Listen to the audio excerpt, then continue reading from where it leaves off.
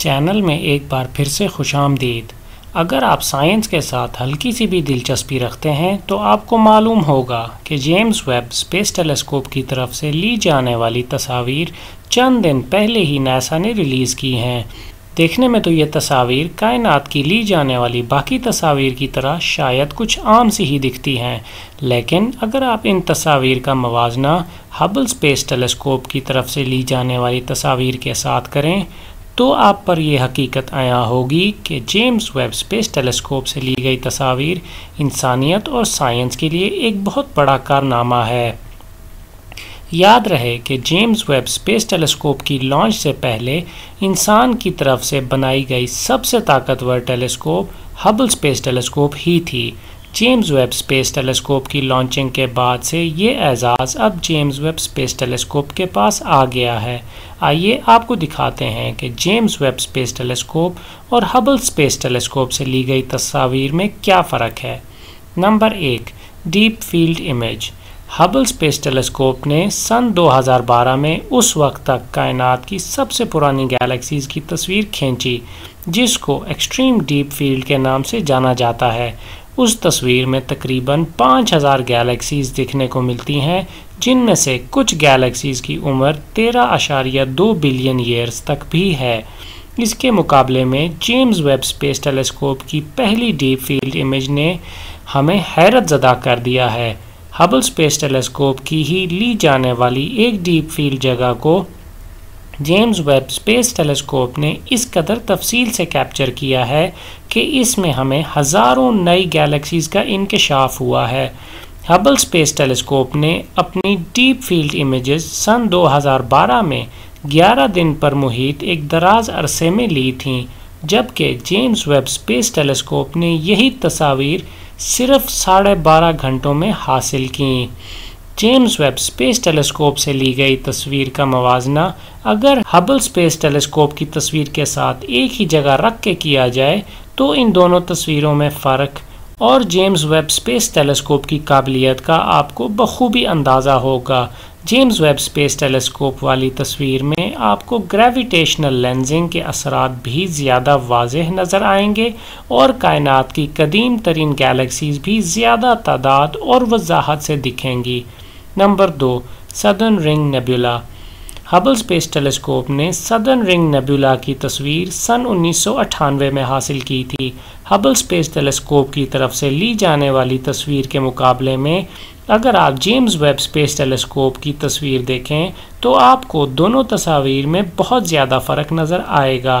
पहला बड़ा फ़र्क तो ये है कि जेम्स वेब स्पेस टेलीस्कोप ने पहली मर्तबा इस नेबुला के बीच में मौजूद बाइनरी स्टार सिस्टम को ज़्यादा तफसील के साथ अयां किया है। कायनात में मौजूद अक्सर प्लानिटरी नेबुला एक सितारे पर मुहित सिस्टम से बने हुए होते हैं, जैसा कि रिंग नेबुला, एस्किमो नेबुला वगैरह, लेकिन सदर्न रिंग नेबुला एक ऐसा प्लानिटरी नेबुला है जो 2 सितारों पर मुहित है।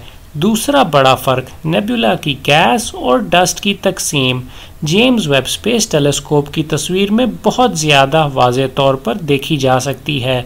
इसके बरक्स हबल स्पेस टेलीस्कोप की तस्वीर में ये गैस और डस्ट धुंधलाए हुए दिखते हैं। एक और बड़ा फ़र्क ये भी है कि जेम्स वेब स्पेस टेलीस्कोप वाली तस्वीर में एक अदद गैलेक्सी का एज ऑन व्यू वाज़ेह तौर पर देखा जा रहा है, जबकि ये गैलेक्सी हबल स्पेस टेलीस्कोप की तस्वीर में बिल्कुल नज़र नहीं आ रही। Number 3, Kareena nebula. Kareena nebula के एक अंदरूनी कोने जिसको कॉस्मिक क्लिफ्स यानी खलाई चट्टानें कहा जाता है, उसकी तस्वीर भी जेम्स वेब स्पेस टेलीस्कोप की ली गई तस्वीर में शामिल है। असल में ये गैस और डस्ट का एक मजमा है जिसको करीब ही एक सितारे से आने वाली अल्ट्रा वायलेट रेडिएशन और सितारों की हवाएं इंतहाई खूबसूरत अंदाज़ों से तराश रही हैं।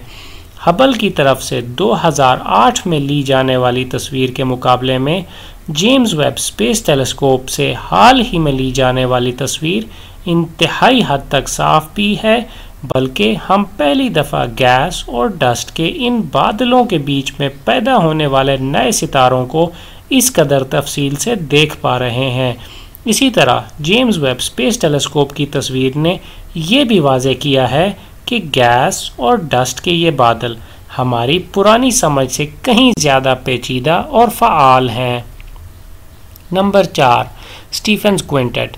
स्टीफेंस क्विंटेट की तस्वीर हबल स्पेस टेलीस्कोप ने सन 2009 में खींची थी, जिसके बाद अब जेम्स वेब स्पेस टेलीस्कोप ने इसकी तस्वीर खींची है। इन दोनों तस्वीर का जब एक दूसरे के साथ रख के मवाजना किया जाए तो मालूम होता है कि जेम्स वेब स्पेस टेलीस्कोप से ली गई तस्वीर में क्विंटेट में मौजूद गैलेक्सीज के अंदर पैदा होने वाले नेबुला नई तस्वीर में ज़्यादा वाज़ेह तौर पर आया हैं। इसके साथ साथ ग्रेविटेशनल इंटरैक्शन की वजह से होने वाले असरात जो गैलेक्सीज पे मुरतब हुए हैं, जैसा कि सितारों का फैलाव, नए सितारों की पैदाइश और डस्ट लेन्स वगैरह भी जेम्स वेब स्पेस टेलीस्कोप से ली गई तस्वीर में ज़्यादा तफसील से देखे जा रहे हैं। आखिर में दोनों तस्वीर के बगौर मुलाहिजा से हमें हज़ारों नई गैलेक्सीज़ की मौजूदगी का इंकिशाफ हुआ है। अब शायद आप ये सोच रहे होंगे कि आखिर इतना ज़्यादा फ़र्क आने की वजह क्या है। दोनों स्पेस टेलीस्कोप्स की सलाहियतों में इस कदर फ़र्क की दो बड़ी वजूहात हैं। पहली वजह यह है कि जेम्स वेब स्पेस टेलीस्कोप का प्राइमरी मिरर 6.5 मीटर साइज़ का है, जो कि हबल के प्राइमरी मिरर से 100 गुना ज़्यादा रोशनी खींचने के काबिल है। याद रहे कि हबल का प्राइमरी मिरर सिर्फ 2.4 मीटर साइज़ का था। दूसरी बड़ी वजह यह है कि Hubble space telescope ultraviolet radiation और विजिबल स्पेक्ट्रम में तस्वीर खींचता है, जबकि James Webb space telescope infrared wavelengths में तस्वीरें खींचने की सलाहियत रखता है। याद रहे कि खलाई गैस और डस्ट रोशनी की विजिबल स्पेक्ट्रम को तो गुजरने से रोक सकती है, लेकिन रोशनी की इंफ्रारेड वेवलेंथ को नहीं रोक पाती। इसीलिए इंफ्रारेड वेवलेंथ में ली गई तस्वीर में हम निस्बतन ज़्यादा तफसील देख सकते हैं। आखिर में हमेशा की तरह देखने का बहुत शुक्रिया।